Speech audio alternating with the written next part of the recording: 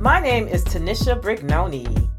I am a filmmaker, cook, and gardener, determined to show you what real Detroiters are thinking and doing. This is Candidly Speaking.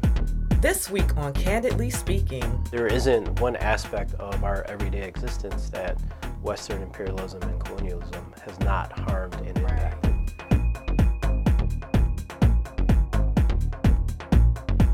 Shane, welcome to Candidly Speaking. We're glad to have you here today. So just tell us a little bit about yourself.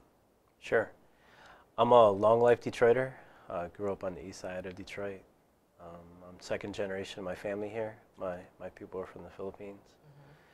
And I mostly identify as a community organizer. And I've been pretty active in the grassroots food movement in Detroit. Okay.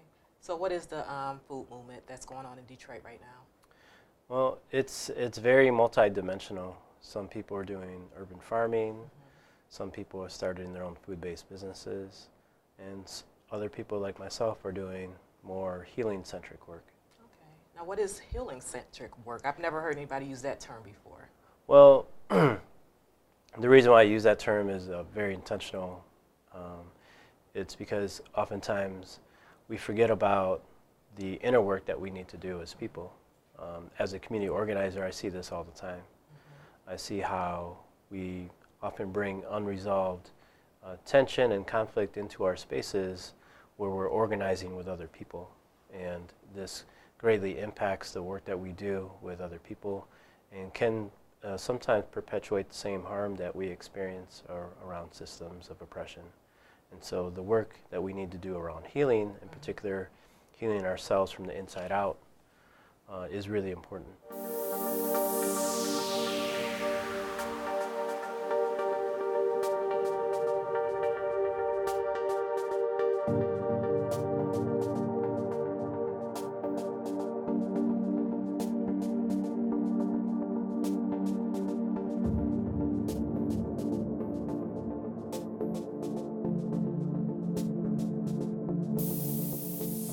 I went to a private Catholic school. I was brought up Catholic. Right. Because of colonialism. Yeah. So you're not Catholic right now, No. or you kind of? What made you change from Catholicism to what are? Do you have a religion or? There isn't an organized religion that I particularly claim. Right. I find a lot of resonance with Buddhism, but like I said, I kind of like pick and choose what. But one thing that I am attempting to do is reclaim a sense of pre-colonial spirituality from the Philippine diaspora and what that looks like. I think a lot of people are. I'm trying to do that as well. Like I've been looking into, I believe it's pronounced Yoruba. I always mess it up. But anyway, I've been looking into that, and I just feel like the way I feel, there's more to it than what I know or what I've been told. So what I mean by that is some things I feel instinctually, like even like when I'm gardening and with plants and stuff like that, and just other little aspects I won't get into that society might say is a little wacky, but if you feel it, then how could it be wrong is how I feel about it. So I kind of look to other religious or belief systems to kind of guide me with that. I love that. And I love that particularly because a lot of these spiritual traditions were handed down orally. Before a lot of us had a written language. Right. That was a primary way that knowledge was passed on from elders to younger generations. Right. And so I love the fact that you are tapping into not just your instincts, but your own sense of intuition, your embodied knowledge. Right. And a lot of times in Western society, that is not valued enough. I have a memory that I often think about when I want to remember my grandmother. And it was actually around carrots. Oh, okay. Interestingly enough, and this memory was from very early on in my childhood, in preschool. And in our preschool, we had all white room monitors. One week, I got really excited because we were going to make a vegetable soup together. I went home that night and I told my grandmother this, and she told me that, well, this is how you chop things. This is how you prepare food. And so she proceeded to show me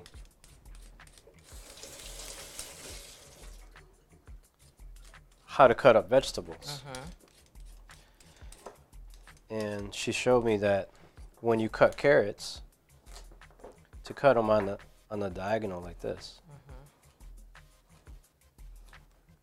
And I asked her why you do that, and she said it looks prettier that way. Yes, that's why I do it. Yeah, it looks more interesting. That is exactly my philosophy. It does. Yeah.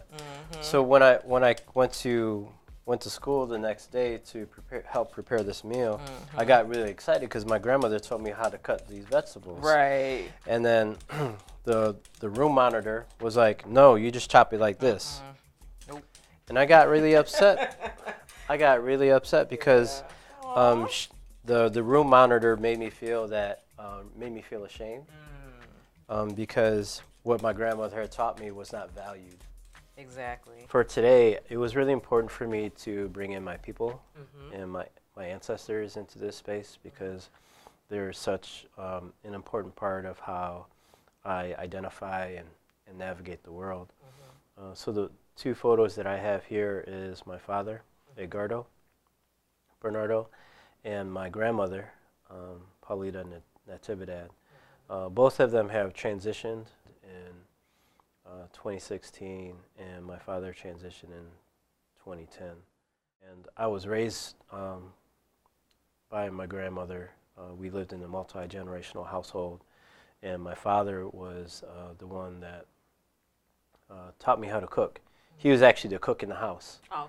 Yeah, he grew up with 13 brothers and sisters in the house, and he is one of the oldest boys, so he had to help take care of his siblings. You said 13 brothers and 13. sisters? So they outdid my mom. My mom has 9 kids. Wow. So, yeah. That's cool. Yeah, whenever you get into the teens, that's serious business. Tell me about this dish. How did you learn how to make this?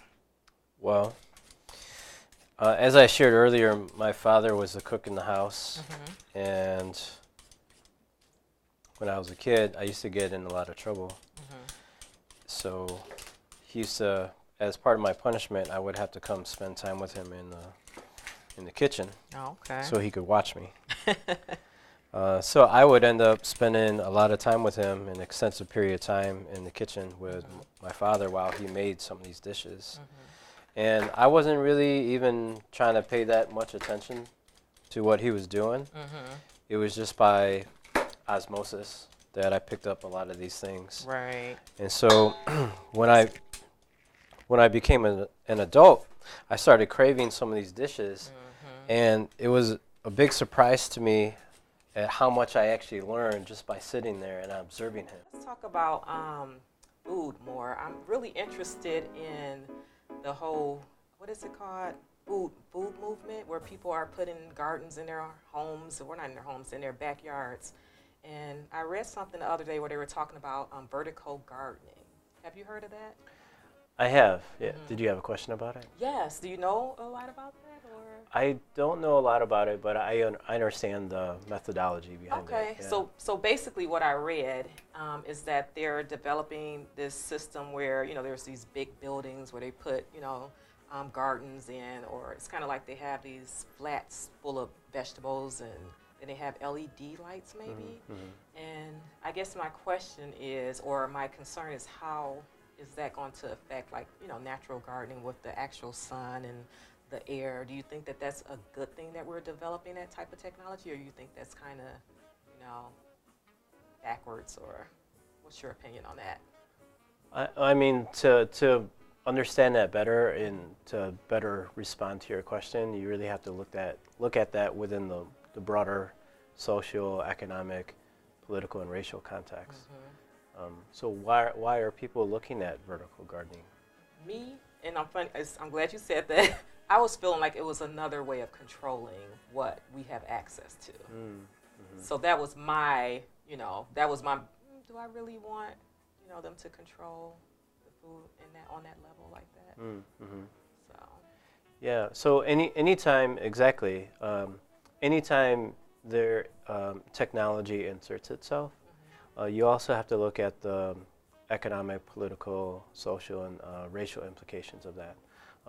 There's a lot of people of color that work in the food system, and so more people that are displaced by automation and technology, the less jobs that they have, and so that's made a lot of people in that similarly identify as we do in a very precarious position where we're not producing our own food.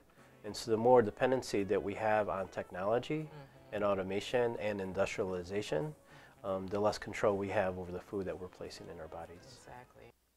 Yeah, there's just something about using your hands, whether you're growing food or preparing food, celebrating food, that it just awakens something inside of you. It does. I think we're supposed to use our hands. And like the satisfaction of making your own food and growing your own food is nothing like sitting at a computer typing in some numbers or stuff like that. It's just not the same. And I feel like that's what's lacking in a lot of our lives because most people have like some type of office job. It's rare that you have people that have like labor jobs, I think, nowadays. And I just feel like that's lacking, and it's showing because people are getting so big, because they're sitting around all the time. But, moving around, it stimulates your mind. It helps burn calories. Like, this is just so relaxing for me, even though I'm not doing most of the work, which I like that too. But, just the process. Well, that also speaks to the work that I'm attempting to do around healing, is to make those connections. Because it doesn't matter who we are, we can all trace our roots back to more agrarian roots. Definitely. All of our people grew food. Yeah. So when we are either displaced off our land or kidnapped off of it, we were taken from the ability to provide for ourselves and cook food. I don't think it's a natural thing for people to not have gardens. I think that's it's very unnatural. And I know that like people think it's a hobby or some special thing that we're doing, but it's like the most basic shit that everybody should be able to fucking do. Totally. Seriously. Yeah. Like, okay, you don't know how to grow anything. That's just doesn't make sense. So. No, we should. I totally agree with you. We should all have a relationship with the earth and the food that it provides.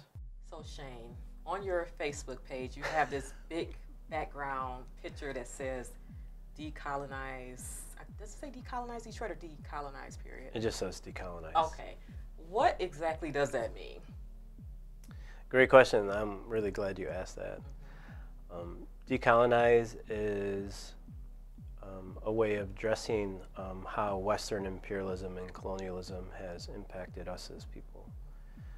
Both people that are indigenous to what American Indians or Native Americans call Turtle Island, which is North America, essentially, and how those of us that are in the diaspora have also been colonized, and how we as a people have internalized this colonial mindset.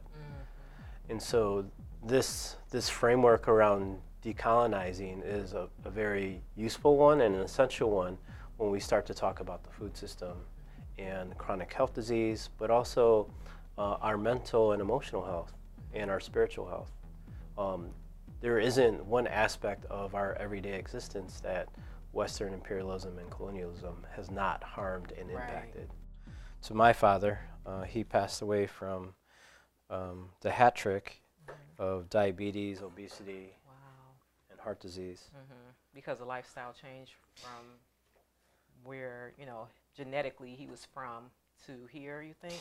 Yeah. I mean, when my parents moved abroad, they became more dependent on the Western diet. Right. And so the Western diet is far removed from that close relationship that we're talking about. So it's no wonder that people are developing chronic health disease by no fault of their own. Right. Even if they're like, people are dying, I feel like people are dying a lot younger or having issues a lot younger than that I can recall when we were younger. Like, for instance, my ex-husband is 40. I'm 40.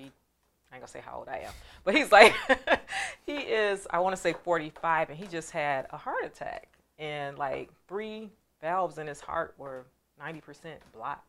Wow. And I'm like, you're only like 45 years old. That's crazy. Like, how does that even happen? Yeah. When I was younger, I didn't hear about, people in their 40s and 30s having heart attacks like they do now. So people really need to look at that. Our lifestyles, the things that we're putting in our body, the work environment. Everybody's trying to make a buck, but if you only live to be 50, what's the point if you're lucky? Yeah. So. And unfortunately, those types of health conditions are profitable for corporations. God, yes. So the food industry, including the medical industrial complex, the pharmaceutical industrial complex, that's making them money. That's why they don't want us to know there's a cure for cancer. All about the conspiracy theories, y'all. Some of the cultural foods that I may self-identify with are like tropical fruits, like mangoes and pineapples, and there's a citrus called calamansi, and the reason why these foods and these fruits are I consider cultural is because at one point in time these foods could only be found in certain places because they could only be grown in certain climates.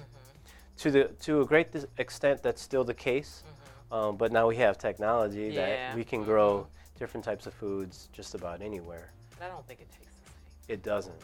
It doesn't. And so you can be witness of like how the industrial food system has changed even the way food has tasted. Right, it has. Like I remember when I was a kid, you get strawberries, they were sweet, and it's rare that you find strawberries from the grocery store that's even worth eating. They're just bitter. So even oranges, everything tastes different now. Yeah, a lot of our fruits actually are picked before they're ripe. Oh yeah, that's true, and that affects the flavor a lot. Totally. Those sugars aren't as developed. The flavors are not as complex. Right. Yeah, because when I first started growing my own vegetables, I've never liked tomatoes. And I didn't know that there were tomatoes that were different colors, like orange and purple. And so when I started experimenting with those different types of seeds, I noticed, the different flavors and textures. And now every season I look forward to tomatoes. I love tomatoes. So yeah, we miss out a lot with so-called technology making things better for us. So we don't have the different varieties, and we definitely don't get the taste that we once were able to get through those vegetables and things like that. That's another way colonialism shows up in our food system too. Now, do you use turmeric in your meals, Andy? Because I heard that was really good for like combating certain diseases. Yeah, a lot of chronic health diseases are caused by inflammation, and turmeric is a great anti-inflammatory. It's also a great antiseptic. Oh, really? Yeah, for sure. Along with it? Along with garlic and also ginger. So I like to juice, and I like to put turmeric and ginger in the juice that I drink. I'm gonna grab you another bowl for your garlic. I could use this one right here. Oh, okay. Yeah, my fiance and I had a discussion the other day. He was talking about, because he gets the flu shot, and I don't believe in flu shots. I don't believe in a lot of stuff. Like, I don't even take, like, aspirin or ibuprofen or, I might take a vitamin, one-a-day vitamin every now and then.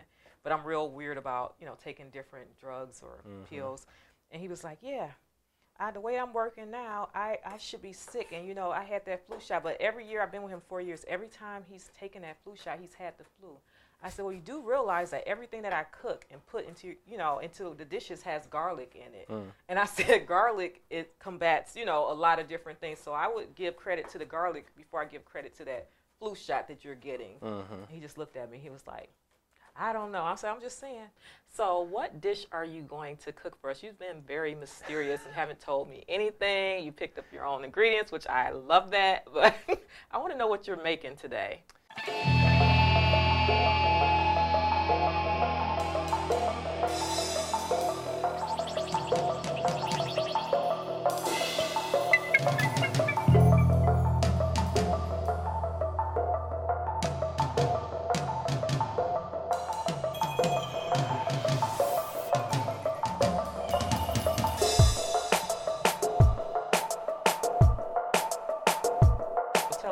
your dish, Shane? Yeah, so this is pancit bihon, and pancit bihon is traditionally made with rice noodles.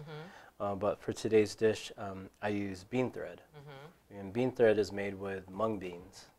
So if you ever been to an Asian restaurant and they've had bean sprouts, that's where bean sprouts come from. And so to enliven this and kind of give us a tropical taste, that we'll squirt some lemon juice on the top. Okay. And this is the way that is traditionally served. And enjoy. All right, thank you. Let's eat.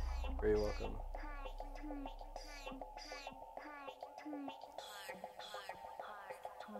Very delicious. Great. I'm glad you like it. And it's light.